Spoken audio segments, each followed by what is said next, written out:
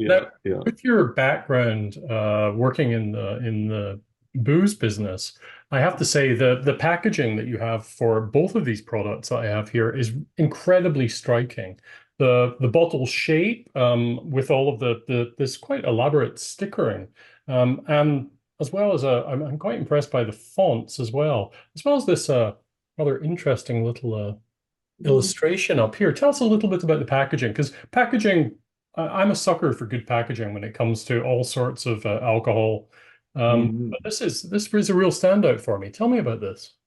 Yeah, thank you. Well, working in the business with brands for so many years, obviously we knew that it's really important that a brand stands out on shelf. Its shelf presence, especially a new product, new brand. So LCBO is so huge. There's thousands of SKUs and growing. So we wanted to make sure we had something that really stood out, and we wanted to work with a really top packaging design firm. So we went with a company called Stranger and Stranger, based out of New York. They have offices in London, New York, and San Francisco, and they do some of the best work in the world for some of the biggest brands. So they took us on as a little tiny brand, and they loved the name that we had, and they liked the brief that we gave them, and we wanted to have packaging that really would speak to almost a traditional look in a way that it's that in a more updated contemporary sense Sure. would appeal to whiskey drinkers, and had that sort of crossover between masculine feminine. So there were a lot of things that we wanted the packaging to convey, but most of all, differentiation. So we picked a bottle that was quite unique. There was no other product spirits in that particular bottle. The bottle comes from Spain, and the packaging design firm worked with that and came up with a really amazing, beautiful execution, which we love. The intricacy of the labeling, which just has that nice craft feel, because we thought it was really important that the craft of the bottle, that's what you take it in with your eyes first. So if people look at the bottle and say, that's really well crafted, Indeed. that's going to give them the confidence that the liquid inside is going to be equally as well thought through. The overall feel, we were going with a theme of rugged luxury. So again, tying our brand back to the rugged Canadian landscape, but combining that with luxury. So it's sort of a bit of an understated luxury. Mm. And so that's where when you look at it, it looks very premium. And also we have like the charred closure on the top, Yes, which I gives it know. that kind of Yeah. rugged look. So yeah, as Melka mentioned, the glass is a very premium glass from Spain. We chose the overall coloring of the brand, so it's custom sprayed, and Oh, we that's feel like right on the bottle. yeah, it's Right. yeah, it's custom sprayed and baked on. And for the closures, it's an Italian company. It's a wood closure.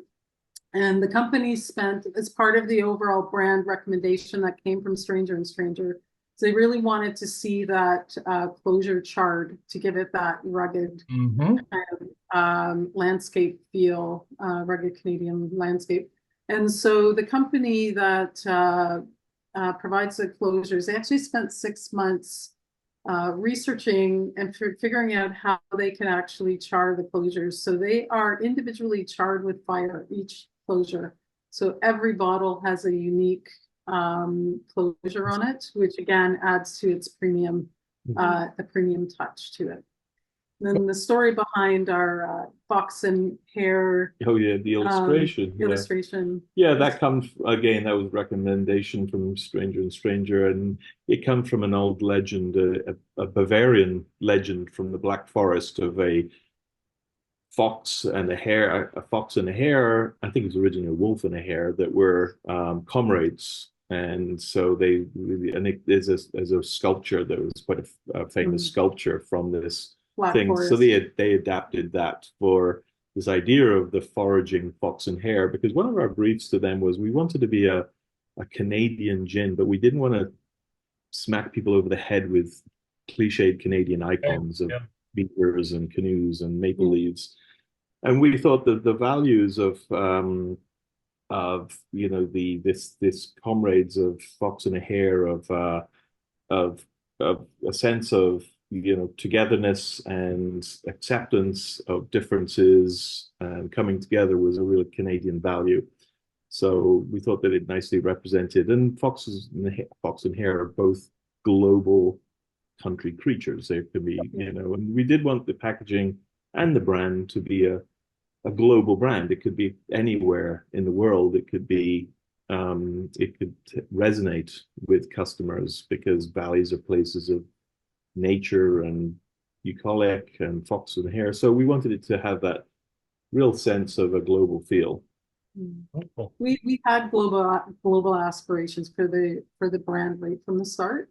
Even though we're a very local Canadian brand, that was our vision from day one, and it influenced, working with Stranger and Stranger, the packaging, the design, the liquid, all aspects of our product. Yeah. It's interesting. I taste a fair number of gins, it has to be said. And quite often I find when when you have many botanicals, quite often a number of them really stand out. But I find in this, it's more kind of, they come together as a whole, aromatically at least, as opposed to there being one that's necessarily more pungent than another. There's a very nice balance on the aromatic profile here, which I find quite unusual and very appealing, to be honest. Thank you. Yeah. Well, yeah, we worked for 18 months on the development of the actual recipe. And we bought a copper alembic still from Portugal. We bought 70 or 80 different botanicals, including the ones from the farm, and we distilled every single one individually and took notes on what we liked and what we didn't like. And then we started to create the recipe.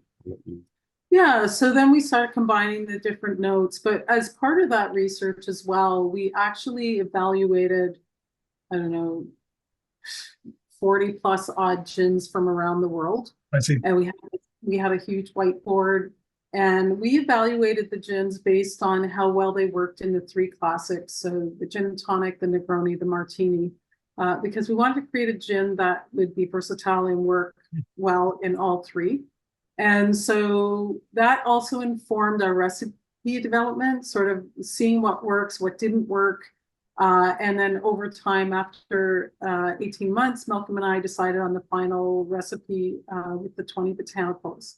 But then from there, we now needed it to be expertly distilled and scaled up. And then that's where you have the story of Malcolm being determined to work with Thames Distillers in London, England. So yeah, we identified we knew we needed an expert to help us really refine our gin. So we identified Charles Maxwell in London at Thames Distillers, and he's globally recognized as one of the best gin distillers, and he creates recipes for companies all over the world.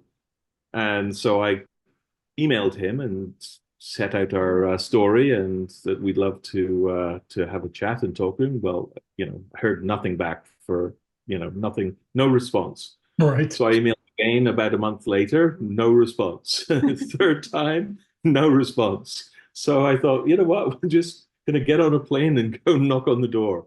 Oh, really? Yeah, so that's what I did.